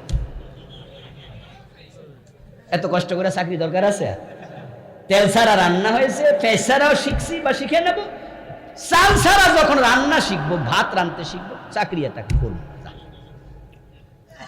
আমার বন্ধু বলছিলাম, ব্যবসায়ের পুঁজি এখন কি? মিথ্যা, চাপাবাজি। দোকানের মাঝে সব 2 নাম্বার মাল, কিন্তু বেচার সময় কয় নাম্বার? মিথ্যা বলে সামান্য অন্তরে তার কোনো কষ্ট নেই। অথচ হাদিস কি, ইদা কাযাবাল আব্দু, যখন কোন আল্লাহর বান্দা মিথ্যা বলে, তাবা আদানহুল মালাক, তখন তার থেকে ফেরেশতা চলে যায় মিলান 1 মাইল দূরে, মিন্নাতনি মা জাবিহি। সে যে মিথ্যা কথাটা বলল, এমন একটা দুর্গন্ধ বের হলো, রহমতের ফেরেশতা 1 মাইল দূরে চলে গেল। যে কন্টিনিউ মিথ্যা বলে, তার যদি সেখানে মৃত্যু হয়, রহমতের ফেরেশতা তার জান কবজ করবে কেমনে? রাসূলুল্লাহ সাল্লাল্লাহু আলাইহি ওয়াসাল্লাম বলেছেন, ইয়াকুম ওয়াল কাযিবা, ও আমার উম্মত মিথ্যা থেকে বেঁচে থাকো। ফাইনাল কাযিবা ইয়াহদি ইলাল ফুজুর, মিথ্যা যদি বলো, মিথ্যা পাপের মা, একটা একটা করে অন্য পাপে লিপ্ত করবে। ওয়াইনাল ফুজুরা ইয়াহদি ইলান নার, আর পাপগুলো তোমাকে আস্তে আস্তে জাহান্নামের কাছে নিয়ে যাবে। যে কন্টিনিউ মিথ্যা বলতে থাকে, হাত্তা ইউক্তাবা ইনদাল্লাহি কাযযাবা, এক পর্যায়ে আল্লাহর কাছে সে কাযযাবদের তালিকাভুক্ত হয়। মিথ্যা কথা বললে রহমত থাকে না, বরকত থাকে না। অথচ আমাদের দেশে মিথ্যাই ব্যবসার এখন বড় পুঁজি। আমার প্রিয় ভাই, হুজুর মানুষ আমরা, একটু সহজ সরল টাইপের। দোকানে ঢুকছি, ঢুকে বললাম, ভাইজান লুঙ্গিটা কত? আরে হুজুর নি, হুজুর আইছে, এই হুজুর রে লুঙ্গি দে বাতিসা। হুজুর হুজুর এইটা 500।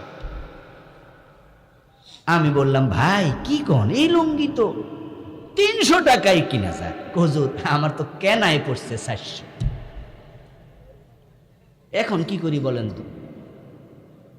এমন এক কথা কইছে, 400-র নিচে কই কেন? এখন আমি লজ্জায় পড়ে বললাম, ভাই আচ্ছা আচ্ছা তাহলে কত রাখবেন কোন? হুজুর ব্যবসা করবো না, আপনার থেকে পারি, জান আপনি কেনা দামটাই দেন। এখন তো আমি মহা খুশি, আহ হুজুর হইয়া জিততে গেছি। 400 টাকা দিলাম। বেটা আসার সময় কয়, হুজুর ব্যবসা করি নাই কিন্তু দোয়া করবেন, এইটা ছাড়বো। তা আমি আরো দোয়া টোয়াও। দোকান থেকে বের হওয়ার পরে দোকানে ছোট্ট ফিসি ছেলেটা যেটা হেল্প করে, হে কয়, আঙ্কেল এটা তো 250 টাকা দিয়ে কিনছেন।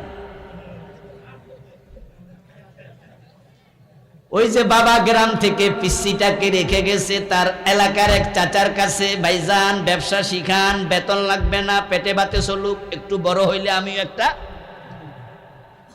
এখন ওই বেটা কয় তোর বাপের আইক্যা গেছে ব্যবসা শিখ, কেমনে কওয়া লাগে শিক্ষালো। হুজুরকে যদি 400 টাকা কেনা না বলতাম, হুজুর তো 400 দিত না, ব্যবসা শিখ। আমার বন্ধু এমন সাগরেদ বানাইছেন, এই পিসি আজীবন এই কামে করবে। আপনি 3 বছর 5 বছর পরে মরে যাবেন, এই পিসি যতদিন মিছা কথা কইবে ডিজিটাল সিস্টেমে কবরে কবিরা গুনাহ যেতে থাকবে।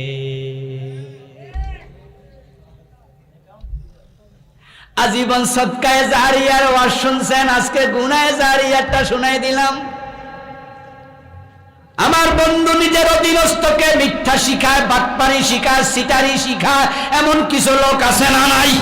তুমি কপাল পোড়া হতভাগা, নিজের গুনারে তো হিসাব নাই, নতুন কিছু গুনার দরজাও খুইলা দিয়া। আমার বন্ধু যারা আছে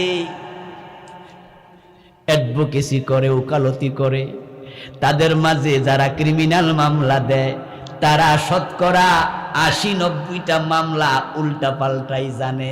মাথা ফাটাইয়া গেছেন ক্রিমিনাল মামলায়। এখন আপনি বললেন স্যার মাথা কিন্তু আমি ফাটাইছি, বেডা শূন্য কয় এখন আমি কি করতাম, কয় এমন ভাবে মামলা চালান যেন এইটাই বোঝা যায় হে ফাটাইছে। আপনারা আমার কি ফাটাইছে, কিছু ফাটায় নাই, কিন্তু মামলা এমনি দিত। কথা হইলে 2 টাকা দিয়ে ব্যালেট কিনেন, হাতের মাঝে ফোঁস মারেন। এখন অ্যাটেম্প টু মার্ডার একটা মামলা দেন, থানায় যান, তারপরে আমি দেখবো কি করা যায়। অন্যায় করার পরেও মামলায় জিতে যায়, সুনাম হবে, অ্যাডভোকেট বড় পাকা। ও আমার দোস্ত, ওই মামলা যেদিন নিছ, রেজাল্ট হওয়া পর্যন্ত প্রতিদিন শত শত মিথ্যা কথা আদালতে তুমি তারে শিখাইয়া দিছ। এটা ব্যবসা হতে পারে না, এর মতো নোংরামি আর হয় না।